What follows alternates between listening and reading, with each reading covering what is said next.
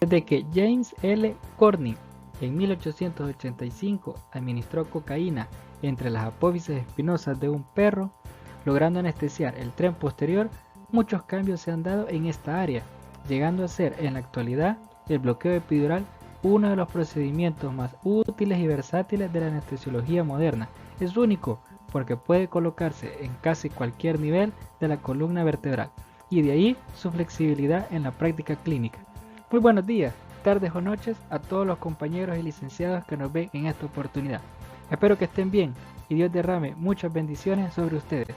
Somos el Grupo 10, formado por Marcela González, Natalie Gutiérrez, Diego Chavarría, Saúl Nolasco y su servidor, Carlos Polanco, quien los saluda y los guiará en esta primera parte titulada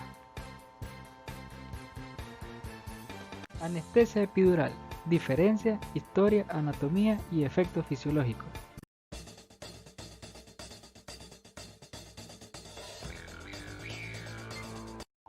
Su nombre real es Duga 3 y actualmente es un sitio turístico alternativo. Se encuentra en Ucrania a solo 30 kilómetros de la planta nuclear de Chernóbil. Se le conoce como pájaro carpintero ruso porque desde su construcción el 4 de julio de 1976 hasta diciembre de 1989 emitía este sonido.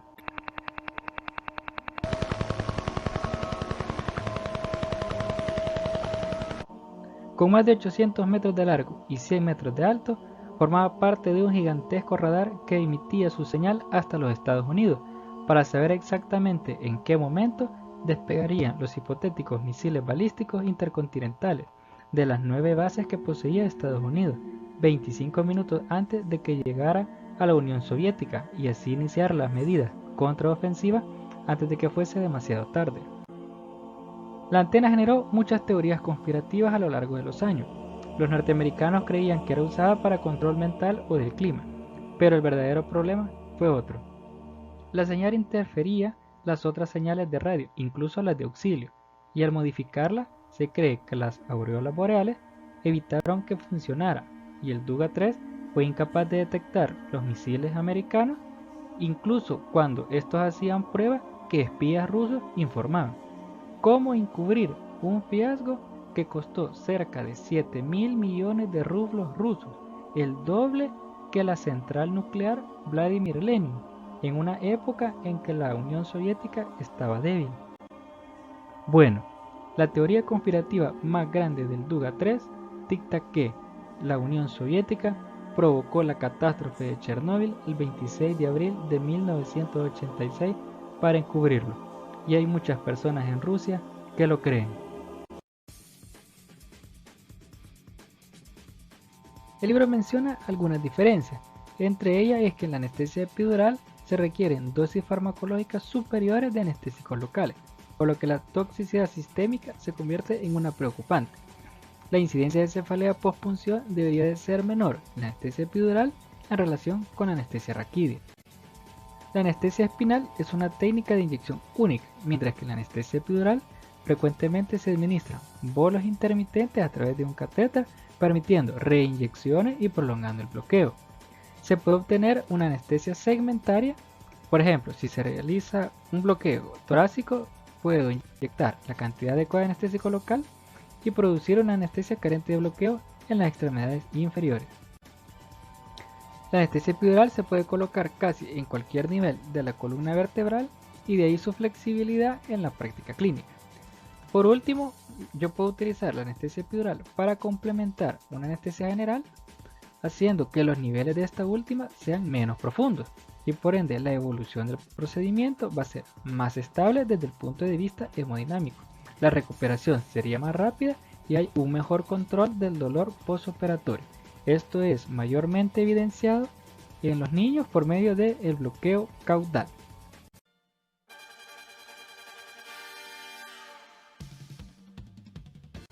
Nos vamos a ir hasta 1901, donde a dos médicos franceses, Ferdinand Catelin y Jean Sicard, un neurólogo y radiólogo, se les atribuye la administración intencional de anestesia epidural caudal. Ellos encontraron que la inyección de una solución diluida de cocaína a través del hiato sacro podía servir como tratamiento eficaz para el dolor ciático intenso, y sugirieron usarla para procedimientos quirúrgicos.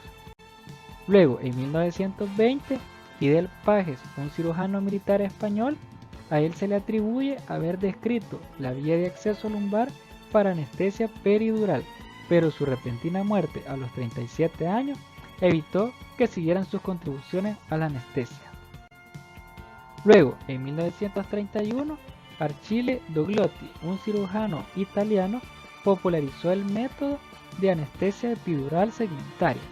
Él identificó el espacio epidural al describir una pérdida de resistencia una vez la aguja atravesaba el ligamento amarillo. Posteriormente, Ralph Huber, un dentista de Seattle, crea su propia aguja con una punta curva y un ángulo de 15 a 30 grados. 7 años después, en 1947, aparece Edward Tuhai, quien efectuaba bloqueos espinales continuos y había reemplazado las agujas espinales de Baker creadas en 1907, que eran calibre 15, cortante y recta, por un diseño de punta curva creado por Huber. Él inventó la aguja Tuhai al agregarle un estilete a la aguja para disminuir el riesgo de que se obstruyera con piel durante la inserción. Ese mismo año, el doctor Martínez Curbelo tomó la aguja Tuhai y con un catéter uretral de seda de 3.5 frame para posteriores reinyecciones y así prolongar el bloqueo. Y fue así que la anestesia peridural lumbar segmentaria continua nació. El problema fue que el catéter tenía dos grandes inconvenientes. Número uno, que era difícil de esterilizar y era susceptible a causar infecciones graves. El tiempo pasó y los estudiosos de la anestesia dijeron, o sea que podemos crear nuestras propias agujas. Sí, dale, de una. Y fue así como con el correr de los años, decenas de agujas epidurales fueron surgiendo, unas más famosas que otras, pero todas con sus variaciones que sus creadores consideraban necesarias, tomando como base la aguja diseñada por Huber. Fue así como en 1950 surge la aguja Flower, que cambió el bisel cortante por una punta roma, para que fuese más difícil penetrar la dura madre. Además de eso le puso un estilete interno que sobresalía de la punta. 4 años después nace la aguja fusteada, que agarró la aguja Tuhai Huber y le cambió la punta, dejándola casi plana y roma. Ese mismo año sale la aguja Crawford, siempre con punta roma, pero la aguja era más corta, solamente de 9 centímetros de largo, para ser usada en procedimientos torácicos. En 1961 se crea la aguja waist o de alas. Se le agregaron 2 aletas al pabellón de la aguja Tuhai Huber para hacerla más fácil sujetarla y poder avanzar con la técnica de la gota colgante. Luego, en 1982, Torriere y Aldrete diseñan el prototipo de aguja para anestesia raquídea peridural.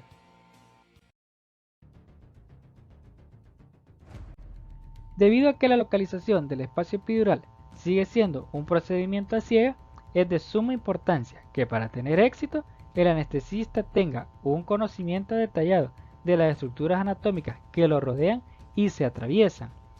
Es por eso que recordando tenemos la columna vertebral. Esta tiene 33 vértebras, 7 cervicales, 12 torácicas, 5 lumbares, 5 sacras que se fusionan en el hueso sacro y 4 coxígeas que forman el coxis. Cada región tiene sus características. Por ejemplo, en las cervicales, estas son pequeñas y la apófisis transversa tiene orificios. Las torácicas se articulan con las costillas y las lumbares son de gran tamaño porque forman el sostén esquelético de la pared abdominal posterior. Aunque la columna vertebral, vista desde atrás, parezca ser recta, si la vemos desde un plano lateral, esta tiene 4 curvaturas. Estas tienen 2 clasificaciones. Las primarias son de concavidad anterior y reflejan la forma original del embrión y se mantienen en la región torácica y en la región sacra. Las secundarias son de concavidad posterior y se forman en la región cervical y lumbar.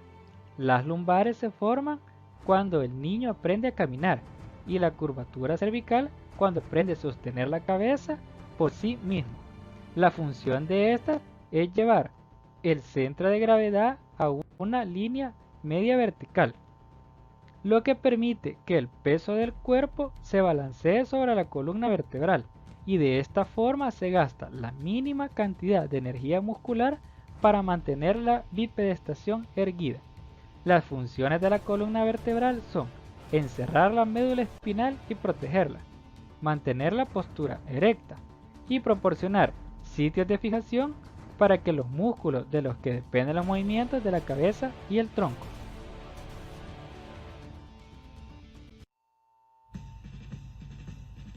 La forma y tamaño de las vértebras difieren de la región cervical a la lumbar como consecuencia de su función. Los cuerpos vertebrales son de menor tamaño en la región cervical y este va aumentando progresivamente en las áreas lumbares, donde soporta mayor cantidad de peso. Es por eso que una vértebra típica tiene un cuerpo vertebral. Es la parte de la vértebra que soporta el peso y está unido a los demás cuerpos por medio de discos intervertebrales y ligamentos. El arco vertebral forma la parte lateral y posterior del conducto vertebral que tiene y protege la médula espinal. El arco vertebral tiene dos pedículos, uno a cada lado, que son pilares óseos. Hagan de cuenta que son como soldaduras que unen el cuerpo vertebral con el arco. Las dos láminas son finas y aplanadas y convergen en la parte posterior formando la apófisis espinosa, que es punto de inserción de músculos y ligamentos. La apófisis transversa sale de la unión del pedículo con la lámina, uno a cada lado. Estas son de suma importancia en las vértebras torácicas porque se unen a las costillas. La apófisis articulares salen de la unión del pedículo con la lámina. Son dos arriba y dos abajo. Estas se unen con las apófisis articulares de las demás vértebras arriba y abajo.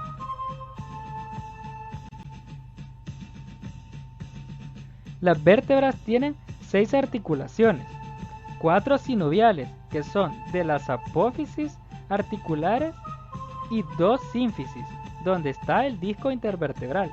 Este tiene un anillo fibroso que limita el movimiento entre las vértebras y rodea al núcleo pulposo, que es de naturaleza gelatinosa y absorbe la fuerza de compresión entre las vértebras.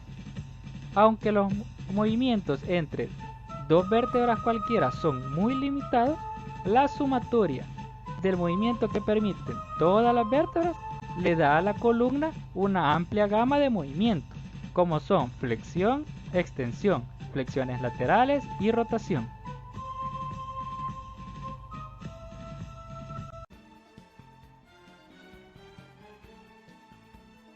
En la superficie anterior está el ligamento longitudinal anterior, que va desde la base del cráneo hasta la superficie anterior del sacro. Y en la superficie posterior está el ligamento longitudinal posterior, que pasa en la superficie posterior de los cuerpos vertebrales y tapiza la superficie anterior del conducto vertebral. Ambos en su recorrido fusionan los cuerpos vertebrales y discos intervertebrales. El ligamento supraespinoso conecta las apófisis espinosas discurriendo a través de ellas desde C7 hasta el sacro. Este mismo ligamento, desde C7 hasta el cráneo, se le conoce como ligamento nucal. El ligamento interespinoso se extiende entre las apófisis espinosas de las vértebras adyacentes. Se fija desde la base al vértice de cada apófisis espinosa y se mezcla con el ligamento supraespinoso en la parte posterior y el ligamento amarillo en la parte anterior y a cada lado. El ligamento amarillo se sitúa entre las láminas de las vértebras adyacentes. Forma parte de la superficie posterior del conducto vertebral. Estos discurren entre la superficie posterior de la lámina de la vértebra inferior a la superficie anterior de la lámina de la vértebra superior. Su función es resistir la separación de las láminas en la flexión y ayudan a la extensión de vuelta a la posición anatómica. Dato de vital importancia: el ligamento flavum, que en latín significa amarillo, debe su color característico al alto porcentaje de elastina, lo que le confiere una gran resistencia a ser perforado por la aguja. Esto nos indica la proximidad al espacio epidural. Este puede llegar a tener de 4 a 6 milímetros de grosor y es la última estructura que se atraviesa antes de llegar al espacio epidural.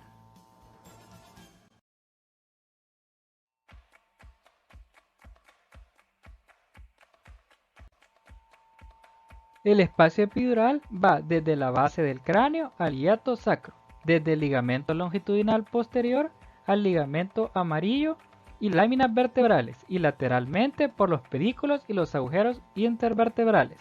Rodea la dura madre en posición anterior, lateral y posterior. No es cerrado, sino que se comunica con el espacio paravertebral a través de los agujeros intervertebrales. Tampoco es continuo, porque se encuentra interrumpido por la dura madre cuando se adosa a las paredes del canal vertebral en algunas regiones. A él lo ocupan grasa semilíquida, sin infraestructura fibrosa, tejido areolar, vasos linfáticos, venas, raíces nerviosas y no hay líquido libre. El volumen de grasa epidural es mayor en las personas obesas y menor en los ancianos. Esta reducción explicaría los cambios en las dosis epidurales relacionadas con la edad. La distancia de la piel al espacio epidural es de unos 4 a 6 centímetros, aunque esto puede variar en pacientes delgados y ancianos, llegando a ser menor de 4 y mayor de 8 centímetros en pacientes obesos. La distancia desde el ligamento amarillo a la dura madre puede variar dependiendo de la región. Es así como a nivel cervical mide de 1 a 2 milímetros, a nivel torácico de 3 a 5 y en la región lumbar de 5 a 6 milímetros. Otro dato de vital importancia: en 1947 se descubrió que en el espacio epidural hay una presión negativa. Esta es creada por la transmisión de la presión negativa intrapleural a través de los agujeros intervertebrales, siendo la presión negativa en el espacio epidural de menos 5 a menos 7 centímetros de agua como promedio.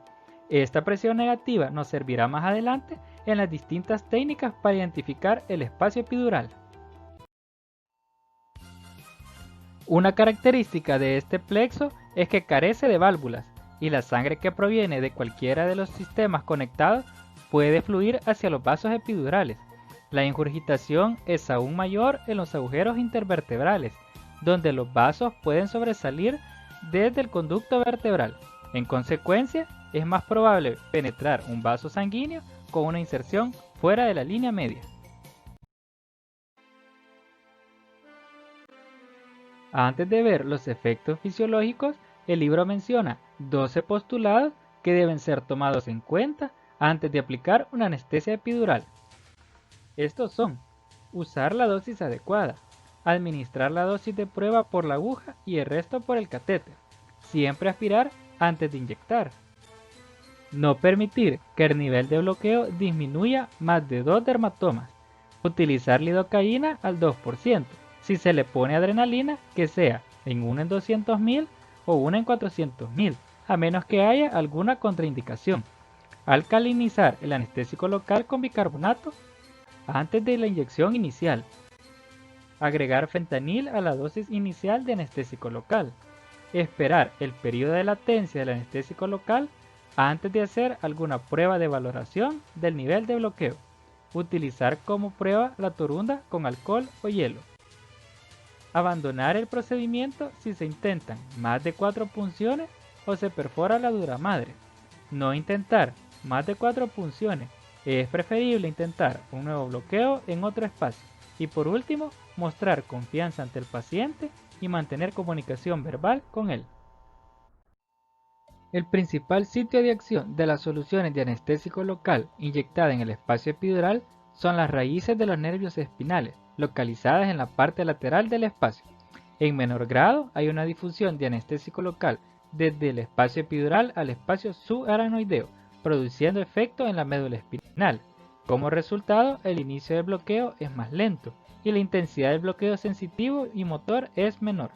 Las raíces de los nervios segmentarios que se encuentran en las regiones torácicas y lumbar son nervios mixtos, que confieren fibras nerviosas sensitivas, somáticas, motoras y autónomas. El sitio de inyección debe estar cerca de las raíces nerviosas de interés, a fin de obtener los mejores resultados, con una mínima cantidad de anestésico local y un menor riesgo de efectos secundarios por absorción sistémica. Los dos bloqueos que podemos realizar son sensitivo y motor. En el caso del dolor, cuando recibimos daño, los nociceptores, que son terminaciones nerviosas libres, transmiten sus señales hasta el sistema nervioso central, utilizando dos vías, la rápida para el dolor agudo y la lenta para el dolor crónico. Las señales del dolor rápido nacen con estímulos de tipo mecánico y térmico. Su transmisión es a través de las fibras A delta mielinizada. Estas corren a una velocidad de 6 a 30 metros sobre segundo. El dolor lento es por estímulos químicos o mecánicos y térmicos persistentes. Este estímulo viaja por la fibra C a una velocidad de 0.5 a 2 metros sobre segundo. Estas llegan hasta las astas dorsales de la médula espinal, donde se encuentran con neuronas de proyección. De ahí suben hasta el encéfalo, donde son registrados como dolor. El bloqueo sensitivo interrumpe la transmisión de estímulos dolorosos, tanto somáticos como viscerales. En el caso del movimiento, un potencial de acción viaja a lo largo de la fibra motora hasta su terminación en una fibra muscular. En cada terminal nervioso se secreta acetilcolina. Esta busca sus receptores y abre canales de cationes activados por acetilcolina. La apertura de estos canales permite que grandes cantidades de sodio se metan a la membrana de la fibra muscular, produciendo la despolarización. Luego, el retículo sarcoplasmático, que tiene grandes cantidades de calcio, lo libera. Este calcio inicia fuerzas de atracción entre filamentos de actina y miosina, haciendo que se deslicen uno sobre otro en sentido longitudinal y finalmente el músculo se contrae. Por lo tanto, en el bloqueo motor hay relajación muscular con un grupo variable de bloqueo simpático.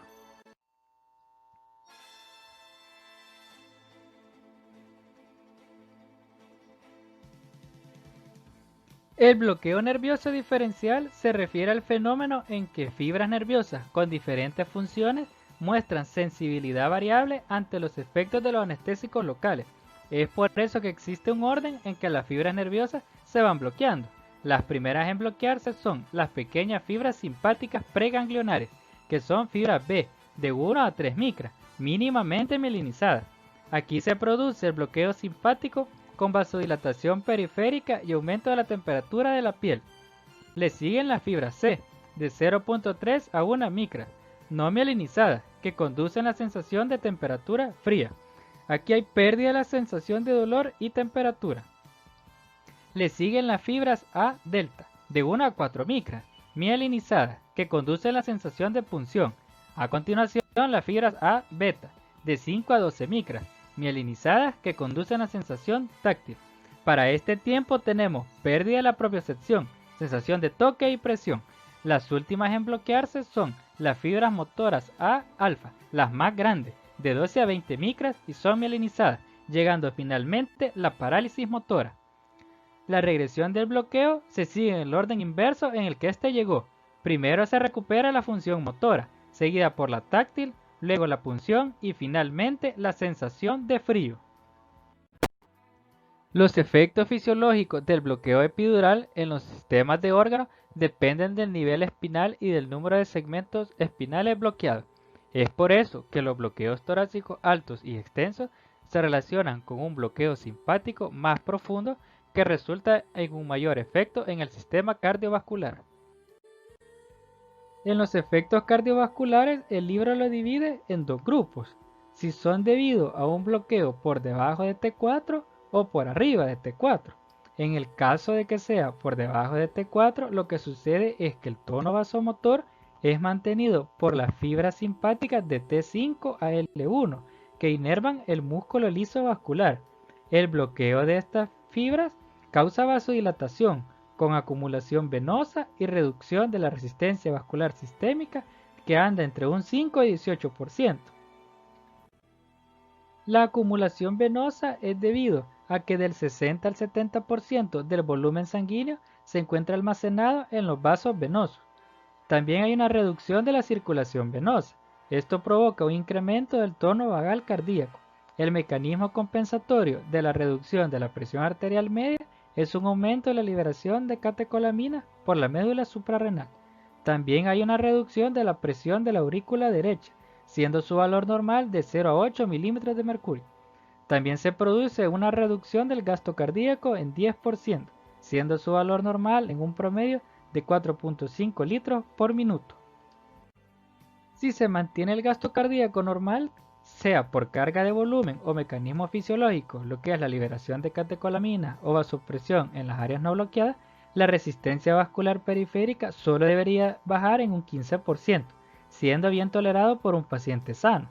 El problema es en un anciano, donde esta reducción puede traer problemas, incluso puede llegar hasta reducirse en un valor del 30%.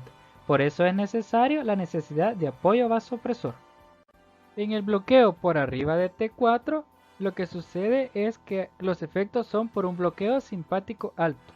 Las fibras simpáticas cardíacas surgen de T1 a T4. Cuando estas se bloquean, surge hipotensión. Esto por una reducción contráctil cardíaca. También hay bradicardias profundas. Hay incremento de la presión venosa central, sin aumento del volumen sistólico.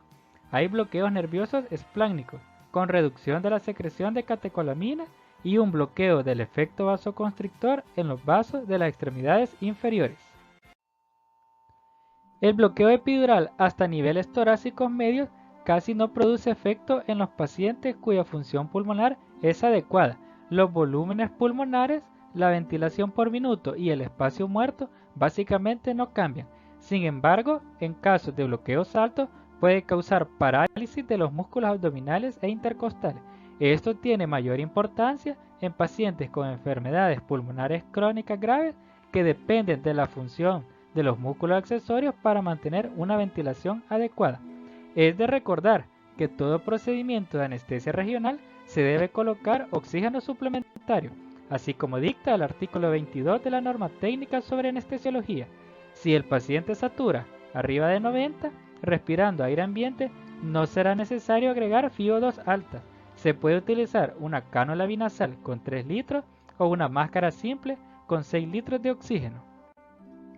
Hasta un 20-25% de los pacientes que reciben bloqueo peridural pueden tener náuseas y vómitos. Se debe al incremento de la peristalsis intestinal cuando el sistema parasimpático no tiene oposición del sistema simpático que ha sido bloqueado, además de ser un efecto directo de la hipotensión. Y bueno amigos, de mi parte esto ha sido todo. Muchas gracias por su atención. Espero que haya sido de su agrado. Y recuerda, quédate en casa, los dejo con el ending y nos vemos hasta la próxima.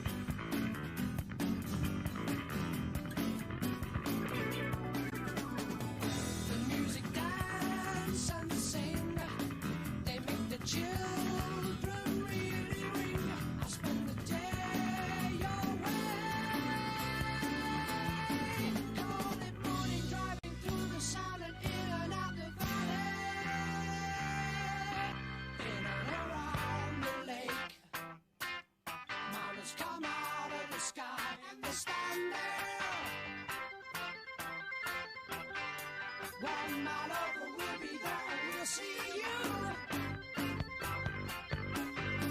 10 true summers, we'll be there.